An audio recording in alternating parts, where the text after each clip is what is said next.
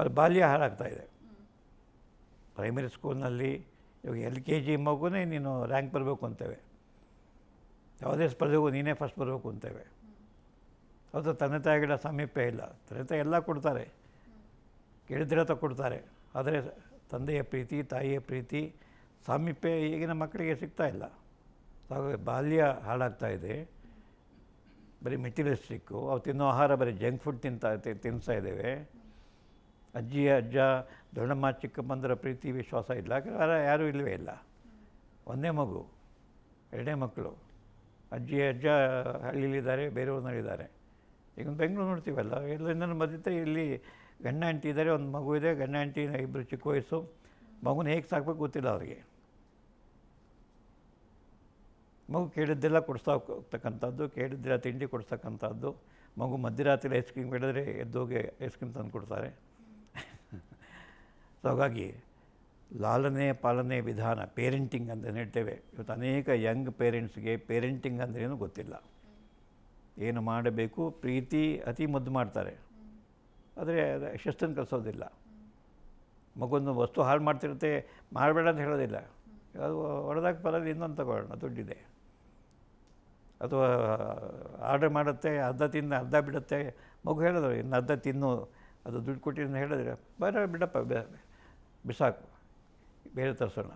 ಈ ರೀತಿ ಮಕ್ಕಳಿಗೆ ಹೇಗೆ ಬದುಕಬೇಕು. ಈಗ ಅವರು ಟೀನೇಜ್ ಬರ್ತಾರೆ, SSLC ಬರ್ತಾರೆ, PUC ಬರ್ತಾರೆ, ಈಗ ಮುಕ್ತ. ಅವರು ಮೊಬೈಲ್ ಬೇಕು, ಎಮಿಜರ್ ಹುಡುಕೋಬೇಕು, ಸ್ವಚ್ಛಂದತೆ ಬೇಕು, ಪಾರ್ಟಿಗೆ ಅಟೆಂಡ್ ಮಾಡಬೇಕು, ಡ್ಯಾನ್ಸ್ ಮಾಡಬೇಕು. ಅದೇ ಕೂತ್ಕೊಂಡು ಓದಂದರೆ ಓದೋದಿಲ್ಲ. ಹೌದು, ಏಕೆಂದರೆ ಮೋಜು ಮಸ್ತಿಗೆ ಹೆಚ್ಚು ಗಮನ ಕೊಡ್ತಾ ಇದ್ದಾರೆ. ಹಾಗೆ ಇವತ್ತು ಪ್ರೀ ಮ್ಯಾರಿಟಲ್ ಸೆಕ್ಸ್ ಜಾಸ್ತಿ ಆಗ್ತಾಯಿದೆ. ಯಾಕೆಂದರೆ ಹುಡುಗರು ಒಟ್ಟಿಗೆ ಸೇರ್ತಾರೆ, ವಯಸ್ಸಿರ್ತಕ್ಕಂಥ ಹಾರ್ಮೋನ್ಸ್ ಇದ್ದಾವೆ, ವಯಸ್ಸಿರ್ತಕ್ಕಂಥ ಬೈಕ್ಗಳಿದ್ದಾವೆ. ಈಗ almost 50% of teenagers have sexual experience. ಲೈಂಗಿಕ ಅನುಭವವನ್ನು ಪಡ್ಕೊಳ್ತಾರೆ, ಲೈಂಗಿಕ ದುಸ್ಸಾಹಸಗಳು ಮಾಡ್ತಾರೆ, ಅಥವಾ ಇವನ್ ಕ್ರಿಮಿನಲ್ ಆ್ಯಕ್ಟಿವಿಟೀಸ್ ಮಾಡ್ತಾರೆ, ಅತ್ಯಾಚಾರ ಮಾಡ್ತಾರೆ, ಬಲವಂತವಾಗಿ ನಂಬಿಸಿ ಲೈಂಗಿಕ ಮಾಡ್ತಾರೆ, ಆಮೇಲೆ ಕೈ ಬಿಡ್ತಾರೆ. ಸೊ ಹಾಗಾಗಿ ನನಗೆ ಒಬ್ಬಳೇ ಬಾಯ್ ಫ್ರೆಂಡು, ನಿಮಗೆ 3 ಜನ ಬಾಯ್ ಫ್ರೆಂಡ್ ಇದ್ದಾರೆ ಅಂತಂದರೆ ನನಗೆ ಮತ್ಸರ ಶುರುವಾಗುತ್ತೆ. ಸೊ ಹಾಗಾಗಿ 25ನೇ ತನಕನೂ ನಾವೇನು ಮಾಡಬೇಕು, ಕಲಿಬೇಕು. ಏನು ಕಲಿಬೇಕು? ಒಂದು ಅಕಾಡೆಮಿಕ್ಸು, ಎರಡನೇದು ಸಂಗೀತ ಕಲೀರಿ, ನಾಟ್ಯ ಕಲೀರಿ, ಅಥವಾ ಸಾಹಿತ್ಯ ರಚನೆ ಮಾಡೋದು ಕಲೀರಿ, ಅಥವಾ ಸ್ಪೋರ್ಟ್ಸ್ ಆಡಿ. So first 25 years of learning. ಇವತ್ತು ಲರ್ನಿಂಗಿಗೆ ಬರೀ ಎಕ್ಸಾಮ್ಗೋಸ್ಕರ ಓದ್ತೀವಿ ಅಷ್ಟೇ, ಜ್ಞಾನಕ್ಕೋಸ್ಕರ ಓದ್ತಾ ಇಲ್ಲ.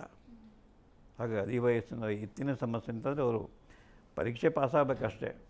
ಕಾಪಿ ಮಾಡಿ ಪಾಸಾಗೋಣ, ಅಥವಾ ಒಂದು 20 ಪ್ರಶ್ನೆ ಯಾವುದೋ ಕೋಚಿಂಗ್ ಕ್ಲಾಸ್ಗೆ ಹೋಗೋಣ, ಅವ್ರು ಹೇಳ್ಕೊಡ್ತಾರೆ, ಅದು ಮಾಡಿಬಿಟ್ರೆ 80 ಬರ್ತದೆ. ಅವರ ಕೋಚಿಂಗ್ನವರು ಹೇಗೋ ಮಾಡಿ 80-90 ತೆಗೆಸೋದಕ್ಕೆ ನಿಮಗೆ ಸಹಾಯ ಮಾಡ್ತಾರೆ. ಅಲ್ಲಿಗೆ ಮುಗಿದೋಗುತ್ತೆ ನಿಮ್ಮ ಲರ್ನಿಂಗು. ಈ ಸ್ಟೇಟ್ಮೆಂಟ್ ಯಾರು ಮಾಡಿದ್ದು? ನಾರಾಯಣ ಮೂರ್ತಿಯವರು. 100ಕ್ಕೆ 90 ಜನ ಎಂಜಿನಿಯರ್ ಗ್ರ್ಯಾಜುಯೇಟ್ಸು ಒಳ್ಳೆಯ ಮಾರ್ಕ್ಸ್ ತೆಗೆದಿದ್ದಾರೆ. ಬಟ್ ಅವ್ರು ಇಂಟರ್ವ್ಯೂ ಬಂದರೆ ಅವ್ರಿಗೆ ಏನೂ ಗೊತ್ತಿಲ್ಲ. ಮತ್ತು ದೇ ಕಾಂಟ್ ಗೆಟ್ ಜಾಬ್ಸ್. ಹೀಗಾಗಿ ನಮ್ಮ ಅನೇಕ ವಿಶ್ವವಿದ್ಯಾಲಯಗಳು ಬರೀ ಡಿಗ್ರಿವಂತರನ್ನು ತಯಾರು ಮಾಡುತ್ತವೆ ಹೊರತು ವಿದ್ಯಾವಂತರನ್ನು ತಯಾರು ಮಾಡ್ತಾಯಿಲ್ಲ, ಪ್ರಜ್ಞಾವಂತರನ್ನು ತಯಾರು ಮಾಡ್ತಾಯಿಲ್ಲ. ಹಾಗೆ ಇವರು ಹದಿವಯಸ್ಸಿನ ಹುಡುಗರಿಗೇನು ಸಂತೋಷ, ಮೋಜು ಮಸ್ತಿ, ಮನೋರಂಜನೆ, ಹಾಗಾಗಿ ಅವರು ದಾರಿ ತಪ್ಪಿದ್ದಾರೆ.